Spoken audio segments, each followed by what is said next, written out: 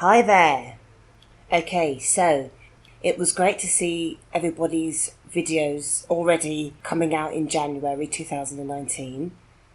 I get the impression that there are court cases going ahead, and an excellent point was raised when somebody pointed out that court cases are in fact a very or relatively quick and easy way of achieving real relief. Technically, all we need to do is have one successful court case on this, and we are essentially released. I am going to be preparing in the future now about taking legal cases forward. One point that I will just repeat, I think I've said it before, but a key issue is identifying the parties responsible in the case so that action can actually be taken in a concrete form against those individuals. I will mention that it is important to remember that people who are currently taking cases to court may not actually have full knowledge of all the parties or the true parties responsible. They may have an idea of some low-level participants, but they don't know who is running the wider system, and without taking care of the wider program in operation, you will essentially pursue a legal case but get no real remedy at the end, because the targeting can just continue because the system that's enabling the targeting to take place is still in place. So it's important to remember that it is not possible for a litigant before the court to do more than is reasonable or can reasonably be expected of that litigant. So, for example, being able to identify the criminals is something that may only be possible after a police investigation has been conducted. But if we are not able to get that police investigation conducted at the time, or the person has tried but failed to be able to get the police to help them, that shouldn't go against them if they are unable to identify clearly the responsible parties. That shouldn't prevent them from being able to get state protection and also rely on state compensation funds that may be in place for victims. A second part then that is important to a legal case is how the case is set out. And this is the basis of my current video today, because I've just done some work on how the argument can be set out. So I am talking about a new website that I have just created. I will put the link to the site below, but the site is called RealConspiracy.webnode.com. So that will come up as HTTPS, then semicolon, and then 2 forward slashes. And then you've got realconspiracy.webnode.com. Right, so what I've done, as you'll see, is I have, on this one website page, basically, I have tied the whole problem together.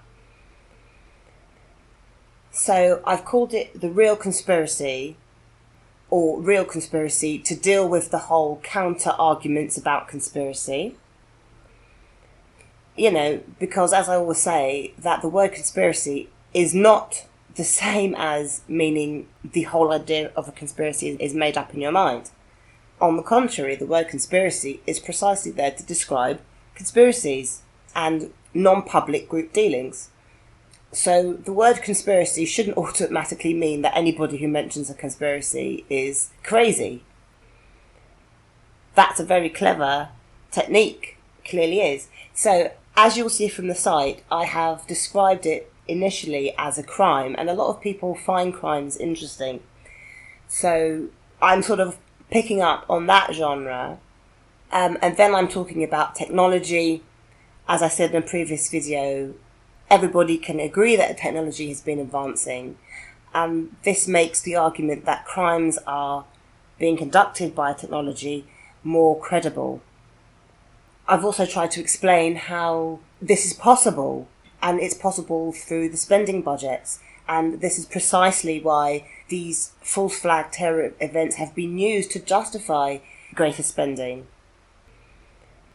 Okay, and also, and as you'll see, I have also explained the migrant crisis as being part of this problem, which it is, because what's happening is these wars are being created, they are making lots of money off those wars, they are destabilising other regions, and they are creating a migrant crisis that only goes to fuel racism, which itself goes on to fuel divisions within society. And as you'll see later on in the website, so firstly I broaden out to explain that these problems are affecting everybody by mentioning the research and information that Edward Snowden leaked, and also, you know, using him as a credible example of a whistleblower who benefited society. I go on to explain that fake divisions between, you know, the white populations and the ethnic minority populations is in fact part of the setup.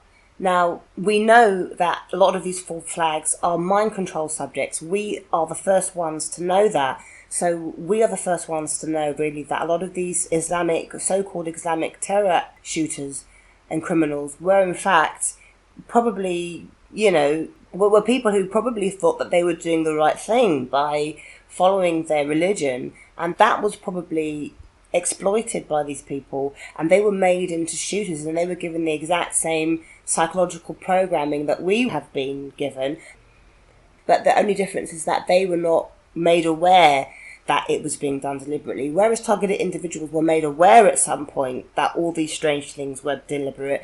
Those people who end up shooting the people probably do not ever end up realizing that they are in fact victims. They are genuinely made to think that they are losing their minds, and they think that they lose their minds, and they probably can't tell the difference, because when they are having their anger artificially stimulated, or their paranoia artificially stimulated, or their dreams artificially stimulated, they might believe that they are seeing signs from God, you know, through false dreams and prophetic dreams, because that happened to me. They were giving me dreams of things that would end up happening the next day. I had no other explanation but to think that I was having some kind of prophetic experience, you know. So anyway, I go on to explain that actually, while some in the white community might think that shooting black teenagers is beneficial because black teenagers are seen as violent, actually what is ending up happening is that white people are being conned into supporting the types of people who will shoot children and teenagers, okay? That belies the same satanic terrorizing, ritual abuse terrorizers that we are all facing, and those people are not normal. And what's happening is that that kind of terror against black children is being justified because of how scared the white population had been made to feel about black people, and how the black population had been made into these, you know, out of control people who were going to cause some trouble at some point. That's not true, you know, and it ties into my personal story where I was able to see through a lot of the chains that the black populations in particular are still labouring under in that respect, you know, and the terrible Nazi supremacy campaigns that they are still being massive targets of. Anyway, so, you know, and I point out as well on the website that when we think about this Brexit debate, are you telling me that there was not one person within the Brexit debate who was able to recognise that Ireland would become an issue? Okay, Ireland is a permanent sticking point, yet nobody ever mentioned that at the beginning, okay? So this was an accident waiting to happen. It was like a slow motion car crash. Somebody failed to tell the public that. Anyway, so what I'm saying is the Brexit debate is integrally tied to this xenophobic debate. You see, they've legitimised xenophobia through saying, oh, but they're taking the jobs, the fake migrant crisis. You know, they're not tying up the fact that migrant crises are themselves based on British colonialism and the damage that colonialism did to those economies, but also to the more recent profitable wars that are being waged, you know. So the refugees are in fact going through satanic torture. I mean, they are going through satanic torture on a scale that targeted individuals are able to understand. But think about how worse it is for them. They have had to leave their homes. They have had to get in boats. They have had, their relatives be bombed. They have lost everything. They have left their homes with the clothes on their back and barely with their children in tow, plunging into freezing cold temperatures without food and without shelter. They set fire to the jungle, they called it, in Calais. And they said, oh, that was the migrants and they were just greedy and ungrateful. No, I'm sure they've probably been mind controlled and teched into that as well. That was satanic ritual abuse to make them burn after having lost their entire livelihoods and families. It was absolutely disgusting. So, I point out that a dividing and uncaring society is a vulnerable society. Okay? There is Nazism in plain sight. And I also tie it to the animal holocaust that me as an animal rights carer can't help but recognise as well. There are a lot of people who care about animals, and we have been taken over by this dumbing down consumer culture, and everybody's aware of it now. But this website hopefully brings it all together. So then I say the real conspiracy. So I identify a group of illegal socio-political leaders. Well, I'm not sure I'm going to call them leaders, but, please give me feedback about what you think about this website. Okay, but I've said, that they're currently untouchable by the democratic system, even if they commit the most serious of crimes. So I'm talking about Melanie Vritchen's newborn baby being snatched away, the Twin Towers being a controlled demolition, which I think a lot of people are now aware of as well. That's been going around. That's actually...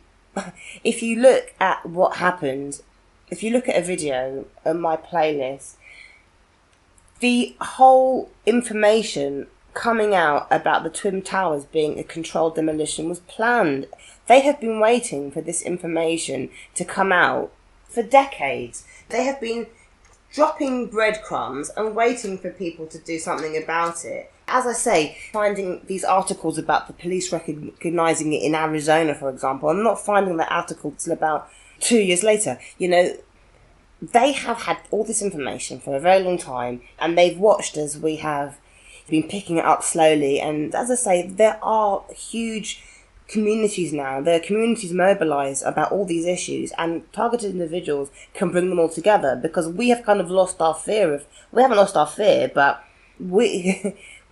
there's nothing left to run away from. There's nothing else to hide from, you see, because they don't want to face these things, but there's nothing else that we don't need to face. We've seen the child abuse, we've seen all these things. So anyway, it is actually, in my opinion, tied to imperial colonialism, because it's not just about the ethnic minorities, it's about the philosophy of thinking that you can take over other people's stuff, steal their stuff, destroy their stuff, exploit their stuff. These are the ideas and philosophies going through the criminals, the culture of the criminals. So, the clear greed, the clear antisocial people who... and I mentioned that the subprime crisis was a huge financial criminal theft, because it was.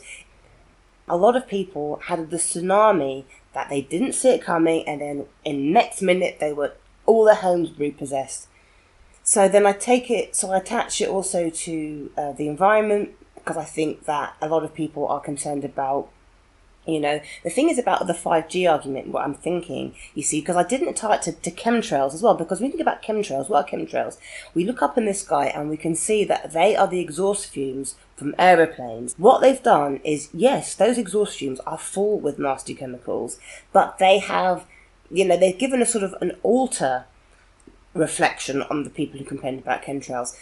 They said that people who complain about chemtrails are delusional and paranoid, thinking that the government's trying to kill them, but really they're just exhaust fumes from planes, and we all know that, and we can all expect that, you see. So just be careful about the chemtrails argument.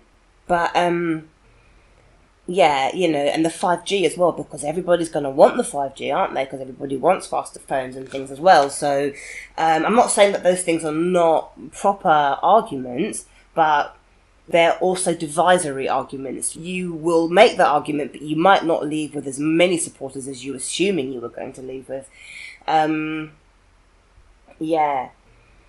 So I've tried to basically say that it's an emergency for the children who are frightened and scared, to give some kind of emergency vibe to this. And I've also called it Sodom and Gomorrah. Now, I know a lot of my atheist colleagues will be questioning, oh my God, don't say that. But actually, again, we tap into a very wide segment of community who are willing to put morality above other financial or other considerations. And again, I'm going to make a video just basically identifying the things that I've noticed about various forces that I've noticed, occult forces. I've discussed it a bit before. I won't go into it now, but I will go into it. So anyway, I believe that there is some kind of force, as I say, in the sense of clearing out the evil from society. I think that is a natural social response to when things are overwhelming, when there are dangerous powers, evil rulers and things like that. Anyway, so then I've also I ended the webpage by saying help us to help you.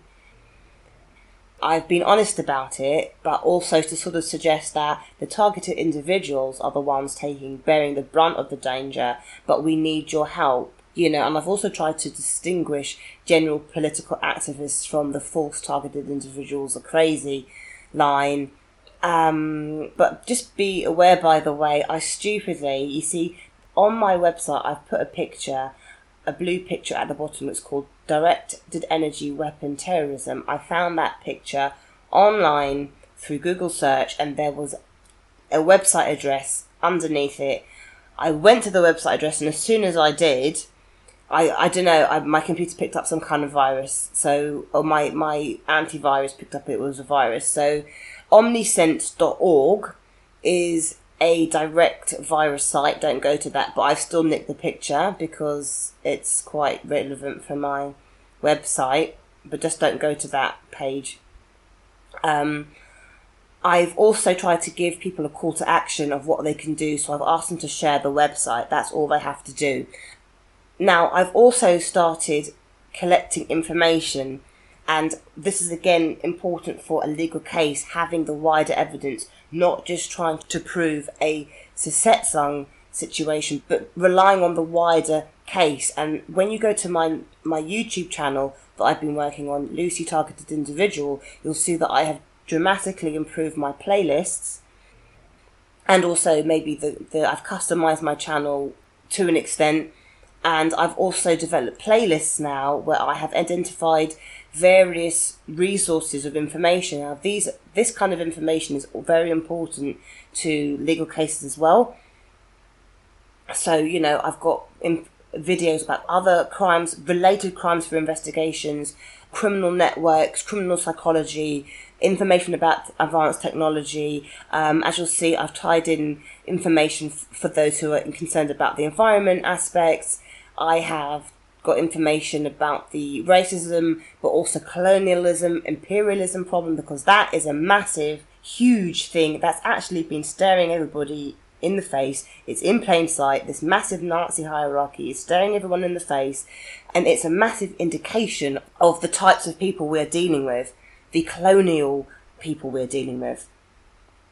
I'm also collecting information about laws and legislation, but also information such as media coverage of the problem, steps that targeted individuals have taken to notify the authorities. And this is what I have put on my second page of my website, this new website that I've got. As you'll see, I haven't got much information on this website. I've just got the home page, a contact page, which has got a bit of information about me, and the notifying the authorities page. Now, at the moment, the notifying the authorities page is really about the targeted individual problem and the steps that I've personally taken to inform the UK authorities about the targeted individual problem. Now, I'm not sure that I will keep this page up if I use this website to promote the main wider problem, the RealConspiracy problem, because people may feel less disposed to want to indirectly support just my argument. But anyway, what I've done is, in the interim, before that website is promoted or anything, you can see as targeted individuals what I've done to notify the authorities as well, so this is sort of serving as a sort of protection for me, but in the interim, because I have got troublesome neighbours, keeping them at bay and things like that. So, so I'm just directing you to my new webpage. I've also got information about relevant legislation up there, so you can download those links as well. I've got Universal Declaration of Human Rights, Convention Against Torture and Other Cruel, Inhuman or Degrading Treatment or Punishment, Protection from Harassment Act 1997. But I've also got some links to about what the police say and the protections that we are entitled to from the police, as well as the United Nations and the United Nations Committee Against Torture. So we have the legal foundations in place. We have the legal foundations to get the injunctions. Now, what has been discussed is the possibility of legal injunctions, and legal injunctions enable a party to get something prevented. So if somebody is having a barbecue and you don't want that going on because the smoke's coming in your garden or something, and you've got asthma or something, so you can get an injunction and that gets the activity stopped. It's also quite immediate, as soon as that injunction's been issued, it's valid against all the perpetrators. Of course, it needs to be identified against which perpetrators, and that by itself would be to suggest that a court has the power to identify that a particular individual has been carrying out the activity that needs to be stopped or have the injunction against. Of course, this is not going to be possible if we haven't identified who the criminals are. So this ties into what I mean about the difficulty of us being able to identify the criminals without having a police investigation, but that doesn't stop the fact that we need to get injunctions now, we need protections now, we need the support, we need the protection, and this is why I say that if we are not able to get injunctions against concrete individuals in the short term, we should be able to get some kind of safe house protection from the United Nations, Faraday cage protections, Faraday cages being built, Faraday cage houses being built for us in every country, because if we're not able to go after the individuals because they're too highly protected, we still need protection. We need to sleep now. We can't wait 10 years for these people to be caught and arrested. So another point I'll make about the judges as well for now is that it's probably the case that there are some judges who would like nothing more than to get bad criminals behind bars. But what if that judge is threatened to the point, well, if you do this, we're gonna harm you or something that you care about? You see, it's not always that the judge wants to be bad, it's that the judge may not feel that they have any other option. So the thing is, what we have to do is release the judge from their culpability, you see. We make it so that the judge is not responsible, and we do that by making sure that the evidence put before them is irrefutable. It cannot be argued against, you see, because in that way, it doesn't matter what judge they get to hear the case, that judge is going to have to decide in our favour. So it's our responsibility to make our cases watertight. And as I say, when we take into account the wider evidence of the wider problem, and then you'll see all the categories that I've done and I set out for my playlist, and also on my new website, RealConspiracy, all the different types of crimes that there are. When we tie those crimes together, this is where we form a strong, solid case. And when we have strong, solid cases, judges cannot refute them. When we tie the evidence together, it's very clear that there is a criminal group. But there are a few things to remember with successful legal cases. Firstly, you have to be starting the case in the right court. The judge that you are going before has to have the power to do the things that you want them to do. You have to be able to tie the criteria identified in the legislation to the facts. So you have to be able to prove that the stalking or the harassment or the abuse or the grievous bodily harm took place. you have to make sure that you are within the time limits. There are certain time limits. After a certain time, you can't bring cases to court, so you have to make sure that they're in a time limit. And if they're not, you have to apply for an extension first, extension of the time limit, and things like that. So you have to make sure that you're within the time limit, and then you have to make sure that you make the application for the extension to the right court. So there are procedural considerations that you have to make sure that you get before a court who is able to listen to your claim and able to grant you a right remedy. And you have to make sure that the court is able to come to the right decision that you want them to, and you do that by facilitating the judge and making it a watertight, open and shut case. Now, hopefully I'm going to be working more on some real live legal cases soon, and if you have any questions, maybe you can pass them to me and I can see if I can deal with them. I'm going to be coming up with some more information soon, but yeah. Okay, I will leave it there for now, and please check out the new site, and sending all the best for now. Speak to you later, guys.